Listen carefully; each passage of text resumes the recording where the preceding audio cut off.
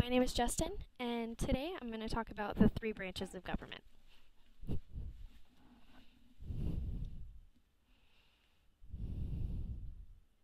So sometimes I'm wondering about how the different countries have different government systems and how we have different government systems and how they've changed over history and how they've decided that things have been successful or not, like dictatorship or like kings and queens ruling and maybe two or three people decide for the entire country. And America, has only has these three systems, has now copied this democracy with this three branches.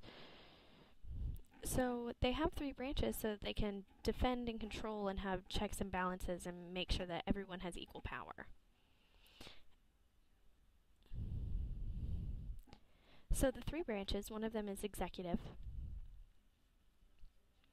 and that's the president and the vice president and the cabinet.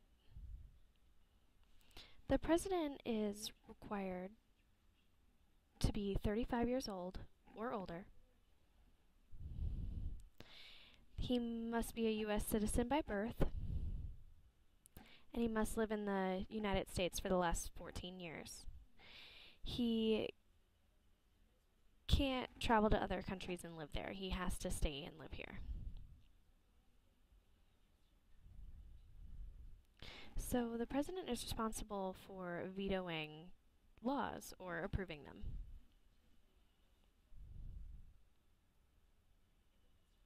He also goes to other countries and discusses different issues with them to make treaties in other countries, like so that there can be peace throughout the world. The president can also recommend different laws. Another branch is the legislative branch. And there are two parts to that branch. There's the House of Representatives and the Senate.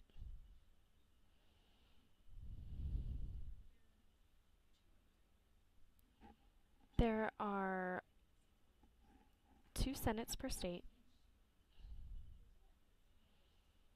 And to be a Senate, you must serve a 6-year term, be 30 years old, and be a U.S. citizen. The Senate can approve presidential treaties and laws, and they can approve and veto them too. They can vote to impeach the president. And the third branch, in the House of Representatives there are 435, which is a whole lot. And the Senate is 2 people from each state, but the House of Representatives is based on state population. So, for example, like California has a ton of people living there. They have a very large population. But Wyoming doesn't have a whole lot. So Wyoming may have 2, and California has a whole lot more than 2. So that's how we have 435 different people in the House of Representatives. You must be 25 years old to be in the House of Representatives. You must be a U.S. citizen. And you can also try to veto the president as well. So the legislative branch is responsible for making laws. They're all American citizens. They understand what laws have been passed, and so if they don't like certain laws, then they can recommend them to the legislative branch.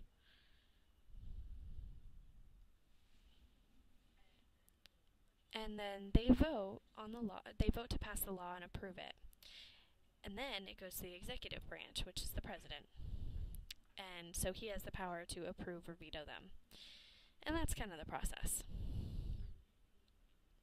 And the third branch is the judicial branch. And that is the Supreme Court. And that's the highest form of court in the country. So you serve for life, and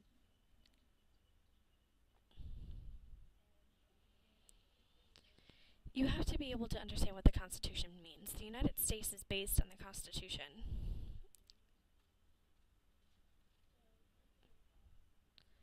So if there's a new law set up and it conflicts with the Constitution, then the Supreme Court will not rule on it. They'll veto it because it simply doesn't agree with the Constitution. And the Constitution is not a simple document. A Supreme Court justice is in that branch. They have the power to approve or veto different laws, but the president makes the last decision. The Supreme Court justice is really important in the country.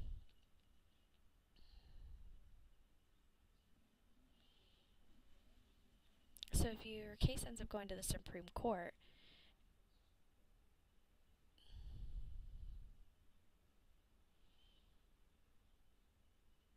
like Roe v. Wade, and there are really serious issues like abortion, then it goes to the Supreme Court if something is really conflicting with the Constitution. So there's one president, and he kind of decides everything, and the country's happy, but then there are three branches. And so there are a whole lot of people in those three branches. There are 435 people in the House of Representatives. In the executive branch, there's the president, vice president, and the cabinet, and different departments in that. And the Supreme Court justice, there are a ton of them. There are judges and different people in those positions as well. So it gives you an example of our country as a whole, that there are plenty of people that are in this that vote in the executive. And so when you vote, you want to be able to know that you sent the right person to represent your state. And the executive branch picks the court justices for people that he trusts. And this is a very basic understanding of the three branches of government system.